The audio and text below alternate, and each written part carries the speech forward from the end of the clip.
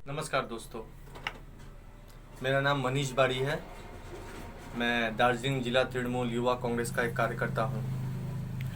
आपके सामने आज मैं एक अहम मुद्दे पे बात करना चाहता हूं।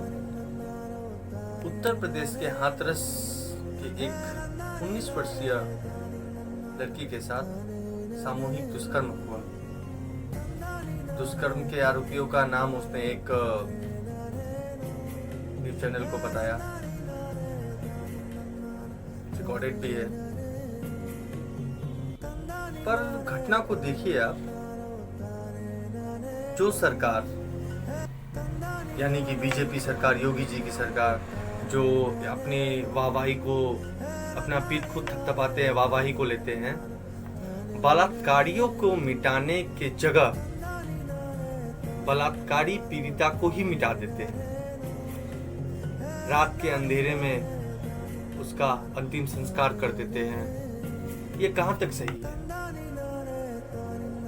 आज बीजेपी बंगाल में छोटे छोटे मुद्दों पे जिस तरह मुद्दे को गर्म कर देती है, रास्ता जाम कर देती है और एक नारा लगा रही है कि यहाँ पर गणतंत्र की हत्या हो रही है, तो यूपी में क्या हो रहा है?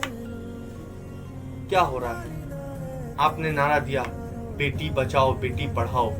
सही कहा, बेटियों को बचाना ही पड़ेगा, पढ़ाना तो दूर, बेटी को बचाना ही पड़ेगा।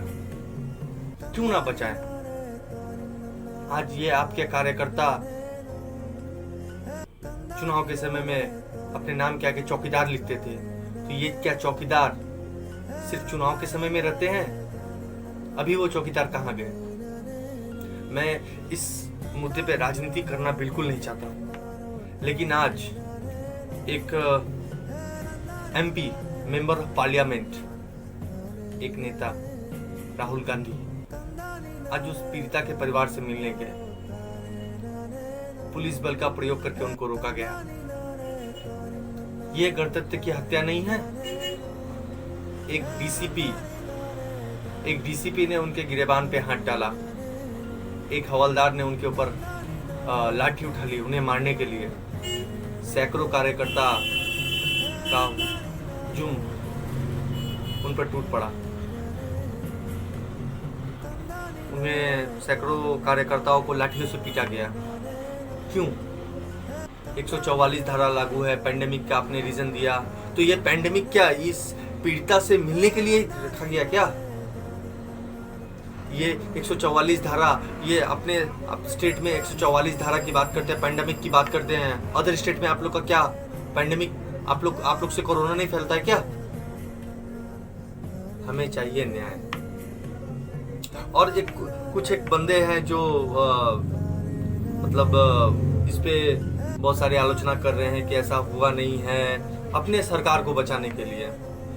तो राजनीतिक पार्टी में मैं भी सम्मिलित हूँ, लेकिन अगर आपकी सरकार अगर गलत काम करती है तो उस पर उंगली उठाना भी सीख लीजिए। एक नसीहत है, खासकर बीजेपी के आईटी सेल को नसीहत है कि कम से कम इस चीज पे, आज मैंने जी न्यूज देखा, साफ साफ लिखा हुआ है बलात्कार के अपराध पर राजनीति ना करे कांग्रेस। ये क्या है? क्या है ये? देखिए, कुछ एक बात है, जिस तरह कुछ लोग कहते हैं ना, आतंकवाद का कोई धर्म नहीं होता, तो बलात्कारियों का भी कोई पहचान नहीं होती है। कारण ये है, बलात्कारी है कौन?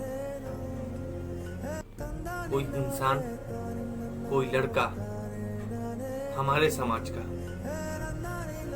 आज बलात्कार होता है, कल देखता हूँ लोग रास्तों पे आ गए हैं, मोमबत्ती ले लिए हैं, बैनर ले लिए हैं, न्याय मांग रहे हैं। मैं उनसे पूछना चाहता हूँ, उनमें से कितने ऐसे बंदे हैं जो किसी के ईव टीचिंग, किसी लड़की से ईव टीचिंग किया गया तो उस पे वो सवाल खड़ा करते हैं कि ये गलत हो रहा है, ये आप मत कीजिए।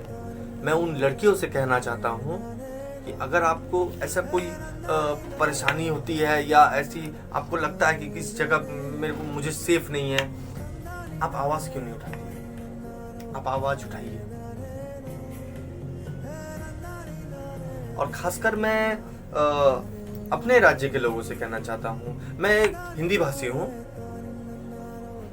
मुझे प्राउड है कि मैं बंगाल में रहता हूँ और बंगाल मेरे लिए सेफ है। मुझे नहीं रहना यूपी में, मुझे नहीं रहना ऐसे राज्य में जहाँ की सरकार बलात्कार होने पे उसके घर वालों को 25 लाख रुपया, नौकरी और घर देकर अपने हाथ को धो लेती है।